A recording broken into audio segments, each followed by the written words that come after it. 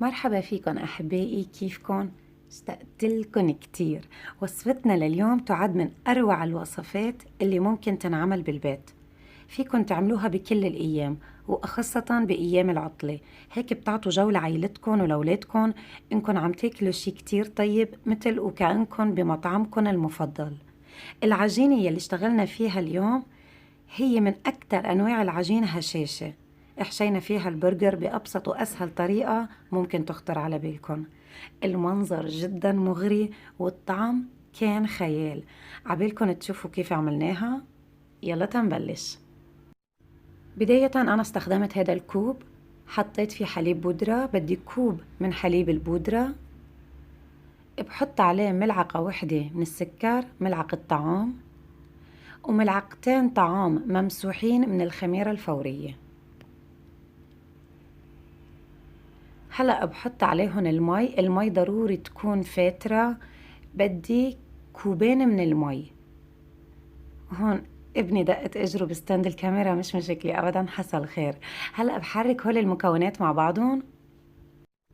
هلأ بعد ما حركتهم بنطر شوي صغيرة بلاقي انه الخميرة تفاعلت عندي. هون بدي بلش ضيف بقية المكونات. رح ضيف نصف كوب من الزيت النباتي. اذا بتحبوا حطوا زيت زيتون، انا اليوم حاطة زيت الذرة. وراح احط بياض بيضتين. الصفار حطيتهم على جنب تأدهن فيهم وش الهمبرجر قبل ما ادخله على الفرن. وعندي هون خل ابيض، راح احط منه قدر ملعقة طعام. وراح اضيف الطحين او دقيق القمح. بالنسبة للطحين راح احط 5 اكواب من الطحين. طبعا ضروري يكون منخول، انا نخلته قبل ما بلش تصوير تا ما اخد وقت على الكاميرا. فراح نحط 5 اكواب من الدقيق. طبعا استخدموا اي كوب متوفر عندكم بالمطبخ. هلا بدي احط بيكنج باودر تقريبا ملعقة طعام. وراح احط كمان ملعقة طعام من الملح. طبعا كمية الملح فيكم انتو تزيدوا وتقللوا على ذوقكم. هلا منبلش عجن. في ملاحظة كتير مهمة بدي اقولها هون، انه بالنسبة للطحين من بلد لبلد بيفرق، ممكن يزيد معكم ينقص معكم ملعقتين طعام، مش مشكلة أبدا. شايفين هون بعد العجينة عم بتلزق على إيدي، مش مشكلة. أنا ما رح شدها بالطحين تما تطلع عندي قاسية بعد الشوي. رح غسل إيدي، رح أرجع أمسك العجين. شايفين ما عادت تتلزق. فما تشدوها بالطحين إذا لقيتوها عم بتلزق، لا اتركوها هيك. هيدي الطريقة، هيدا هو السر يلي بيخليكم تحصلوا على الهشاشة من بعد الشوي. هلا رح غطيها واتركها تختمر كتير منيح، تقريبا شي ساعة. بشعل عندي الغاز هون، بحط الجريل عندي على النار. اذا مش متوفر الجريل مش مشكلة، حطوا اي مقلاية متوفرة عندكم. بس انا بفضل تكون اما جرانيت او تيفال او سيراميك تما يعذبكن. بعطيها دهنة من الزيت النباتي وبحط الهمبرجر ببلش اشويهم. طبعا هذا الهمبرجر انا عملته، اذا بدكم اكتبوا لي تحت بالكومنتات اذا عبالكم تعرفوا طريقته تا اعمل جهدي انزل لكم اياه باقرب وقت. صراحة طريقته جدا سهلة وطعمته اكتر من رائعة. بس حابة اقلكم من هلا، من قبل ما بلش، من قبل ما انزل لكم فيديو للهمبرجر، انه اذا عبالكم تعملوه وتحطوا له البهارات اللي انتم بتحبوها، اهم شي حطوا لكل كيلو لحمة هبرة حطوا له تقريبا 200 جرام من دهن الخروف. ما رح تتخيلوا قديش الطعم بتفرق معكم. رح تكون كتير طيبة ومش حتأثر، ما رح تحسوا بنكهة دهن الخروف بقلب الهمبرجر.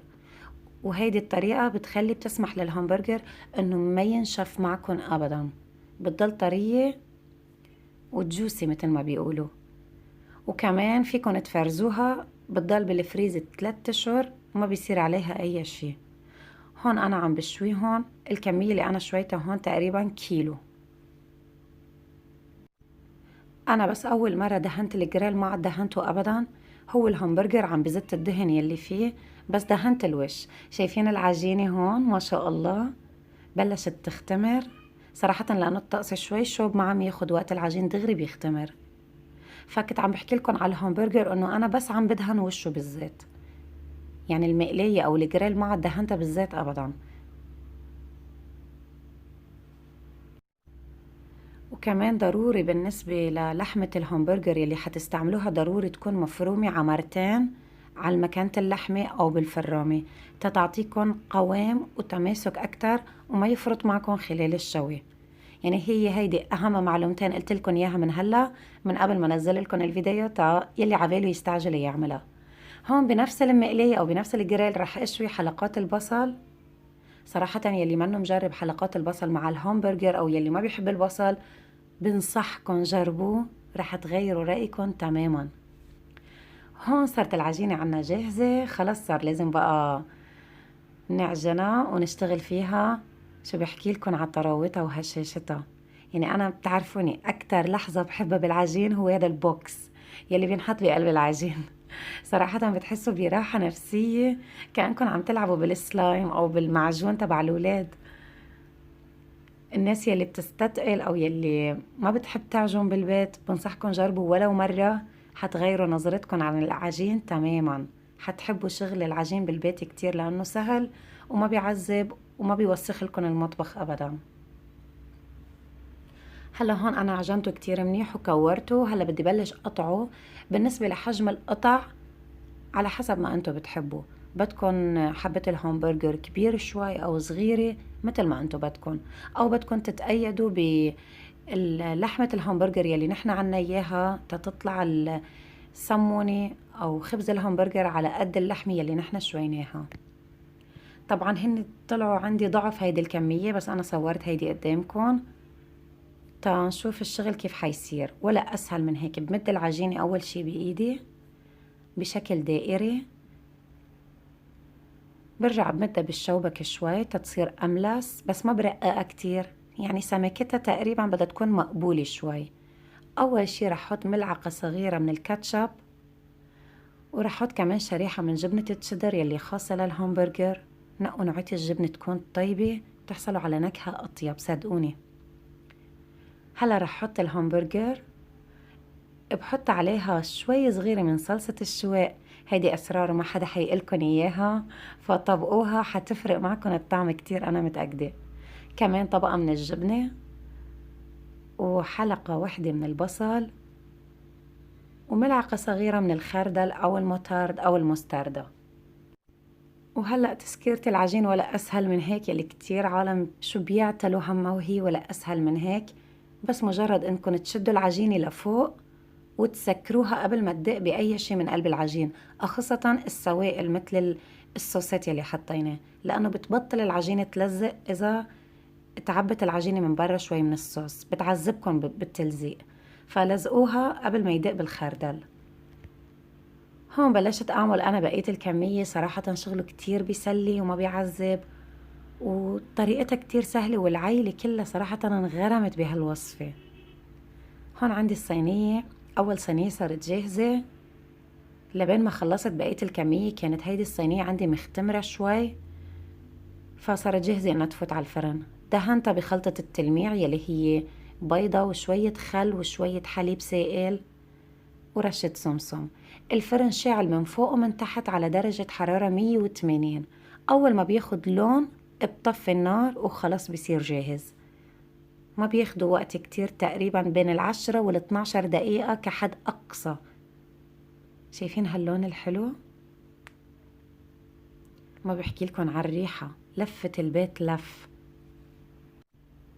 بتحسوا حالكم بس تعملوا هيك أكلات بالبيت كأنه جايبين ديليفري أو طالبين طلبية أكل من برا. فالعيلة كلها والولاد، خاصة الولاد بيكونوا كتير مبسوطين. هون أنا دغري حطيتهم على الشبك تا ما يعجن من تحته. هيدي ملاحظات مهمة. وغطيتهم بمنشفة المطبخ أول 5 دقايق لما بطلعهم من الفرن. وهيدي تاني صينية كمان طلعتها من الفرن. ما شاء الله، ما بحكي لكم النتيجة كانت أكتر من رائعة. شوفوا هشاشة العجينة، عن جد عبالي فرجيكم قديها العجينة أكتر من رائعة. جربوها واكتبوا لي تحت بالكومنتات، حابة أعرف أنتوا رأيكم فيها لأنه أنا كتير حبيتها لهالوصفة. أهم شي بالعجين إنكم تعجنوها كتير. يعني هيدي الملاحظة بتمنى من الكل ياخدها بعين الاعتبار. العجينة عجنوها يعني بمدة لا تقل عن 10 دقايق انكم تعجنوا فيها، بعدين تتركوها تختمر. مش أول ما بتتماسك العجينة خلص، لا. هون بعد ما كانت بردت شوي صغيرة عم فرجيكم كيف كمان طرية والعجينة هشة. رح اقطعها بالنص تفرجيكم الهمبرجر والحشوة كلها من جوا، وهالجبنة السايحة الدايبة يلي بتدوبنا معها.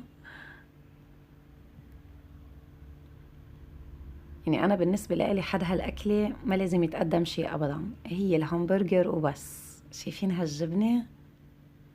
ما بحكي لكم على المنظر أكتر من رائع، والطعم كان خيال. هذا الصوص الشوائي اللي حطيناه صراحة بيعطي نكهة جدا مميزة. يعني أكتر شي أنتو حابين تقدموه، إذا بدكم تقدموا شي حد هالوصفة، اعملوا بس بطاطا. بطاطا إن كان بطاطا مشوية مثل ما أنا بقدمها بأكترية فيديوهاتي، أو يلي متعودين ياكلوها بطاطا مقلية كمان بيصير. الطعم أكتر من رائع، يعني كان غني جدا بالنكهات، بتحسوا حالكم أنتو عم تاكلوها.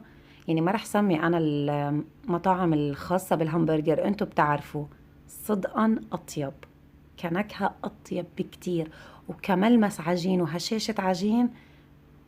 أنتو احكموا، أنتو جربوا واحكموا. أنا يعني هلا بتقولوا لي ليلى ما بقى تمدحي أكتر من هيك خلص أنا رح أترك الرأي لإلكم، تكتبوا لي تحت بالكومنتات وأنتوا تكفلوا بالمدح.